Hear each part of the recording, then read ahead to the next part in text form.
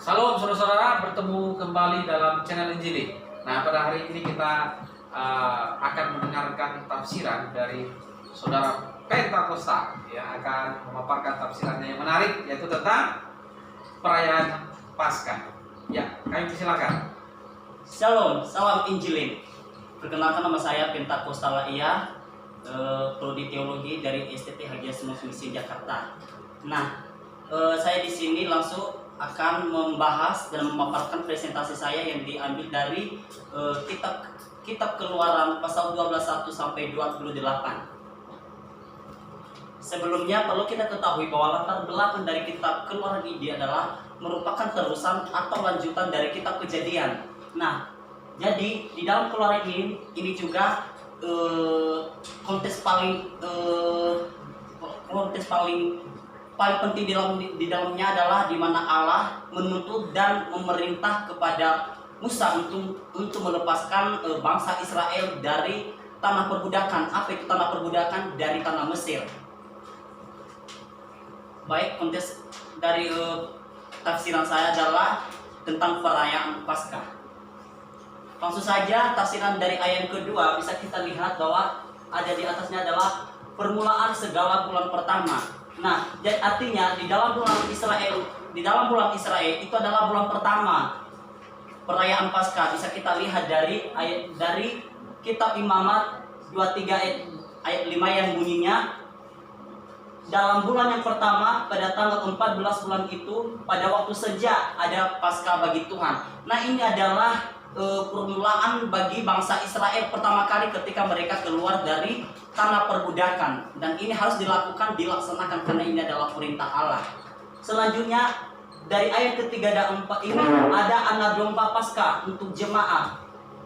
Apa itu? Yang dimana pada saat bangsa Israel bersiap-siap untuk keluar dari tanah Mesir itu, Allah memberikan petunjuk atau perintah di dalam memberikan persembahan atau korban yang kepada Allah itu, yaitu harus anak domba atau anak kambing yang tidak bercela atau cacat. Selanjutnya ada domba yang tidak bercela dan berumur 1 tahun. Maksudnya karena ini adalah perayaan pertama kali atau karena ini adalah perayaan yang kudus bagi bangsa Israel untuk diberikan kepada Allah, maka korban atau persembahan itu tidak boleh cacat atau persembahan itu tidak boleh najis, harus kudus karena itu adalah perayaan penting bagi Allah.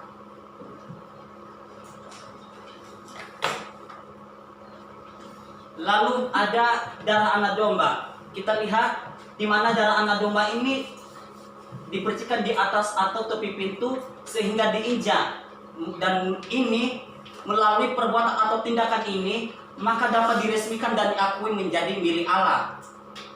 Dan ini lanjut, ada anak domba yang dipanggang. Dalam hal ini korban Paskah itu akan dibakar di atas api yang terbuka sesuai kebiasaan yang dilakukan oleh adat orang Yahudi. Biasanya ditusuk di tengahnya lalu dipanggang.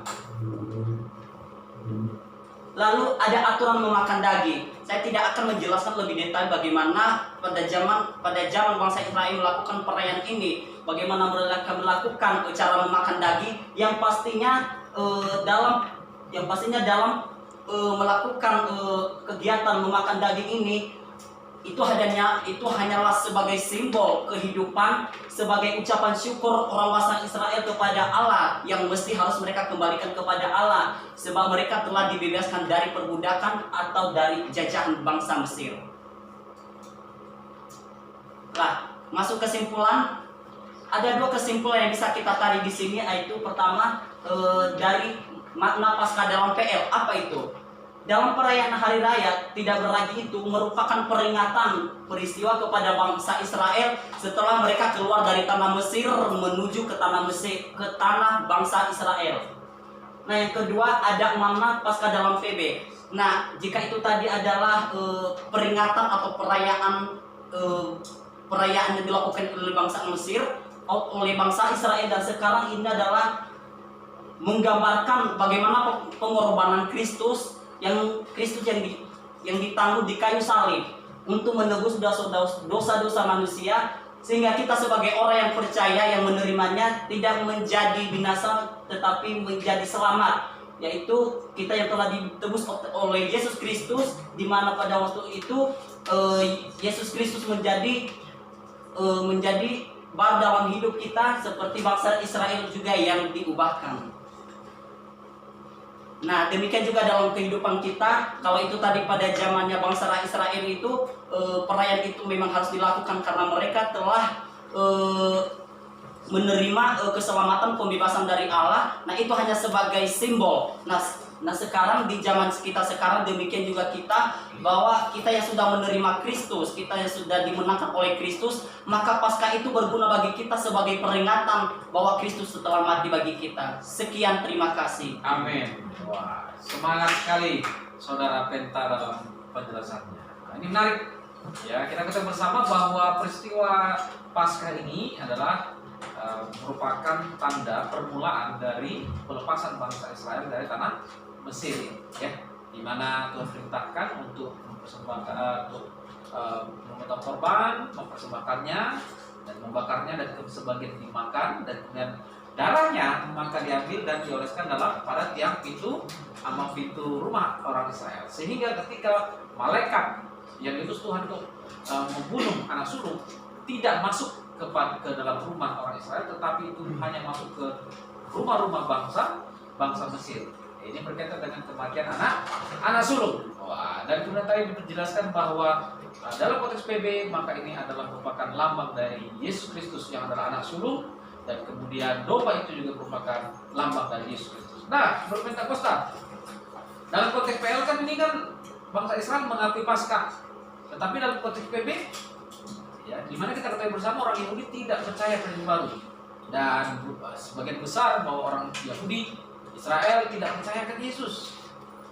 Jadi menurut Pentakosta, ya, sekarang orang Yahudi yang tidak percaya Yesus itu berarti mereka hanya merayakan Paskah dalam konteks PL.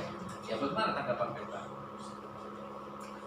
Kalau menurut saya, karena khusus orang Yahudi yang tidak percaya kepada Yesus Kristus ini, tadi Bapak jelaskan bahwa mereka hanya merayakan Paskah itu yang dari PL.